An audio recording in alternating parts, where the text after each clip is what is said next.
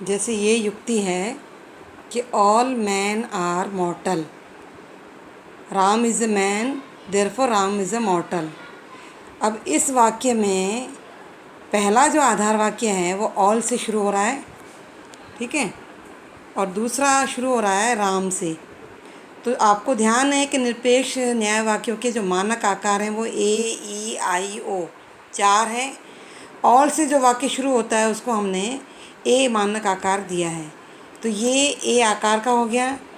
Ram is a man, Ram एक मनुष्य है, यानी ये कुछ की श्रेणी में आ रहा है, तो ये अंशव्यापी सकारात्मक तर्क वाक्य होगा। इसका जो मानक आकार है वो आई है।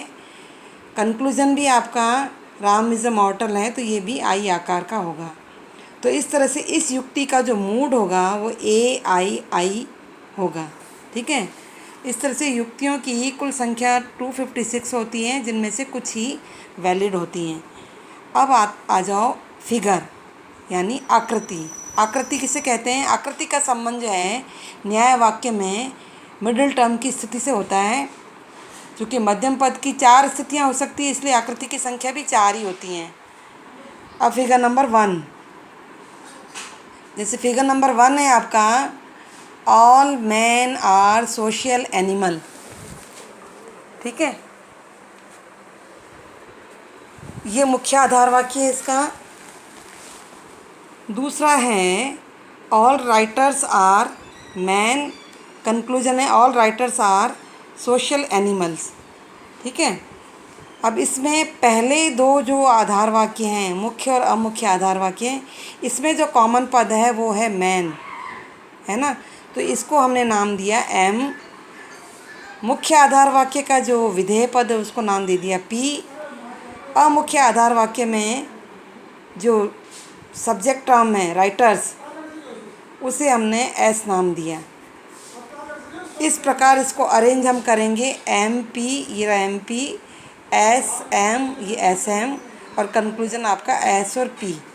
ये होगा आपका फिगर नंबर 1, यानी एम की पोजीशन जो है इस तरह से होगी, इस तरह से ये तिरछी, ये फिगर नंबर 1 कहलाएगा। फिगर नंबर 2, फिगर नंबर 2 में आपके हैं cats have 4 feet, dogs have 4 feet, dogs have cats. इसमें जो मिडिल टर्म है आपकी ये है 4 फीट, 4 फीट, ये आपका मध्यम पद है।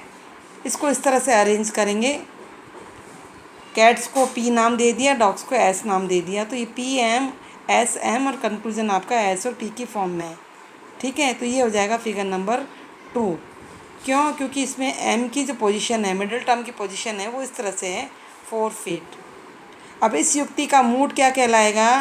तीनों देखो, कैट्स, डॉग्स, डॉग्स, ये तीनों प्लूरल हैं, तो ये यूनिवर्सल एफर्मेटिव तर्क वाक्य है। और ये तीनों, इन तीनों का मूड जो होगा वो ए, ट्रिपल ए, फिगर नंबर 2, ठीक है। आ रहा समझ में?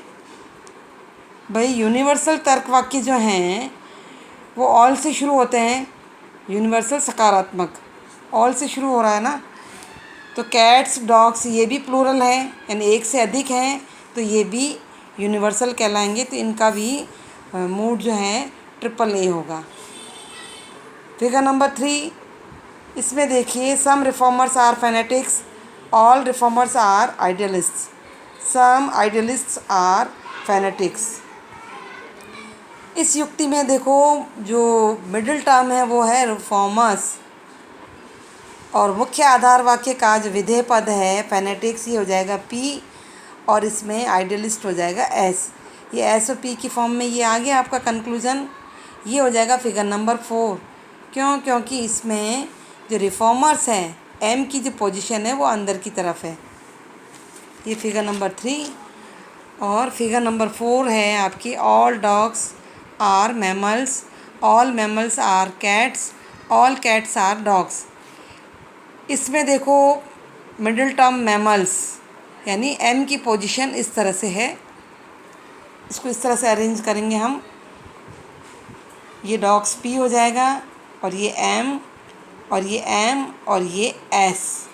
ये सब्जेक्ट टर्म जो कैट से है यहाँ आ गई, और एस और पी की फॉर्म में आपके सामने कैट्स हैव डॉग है ही।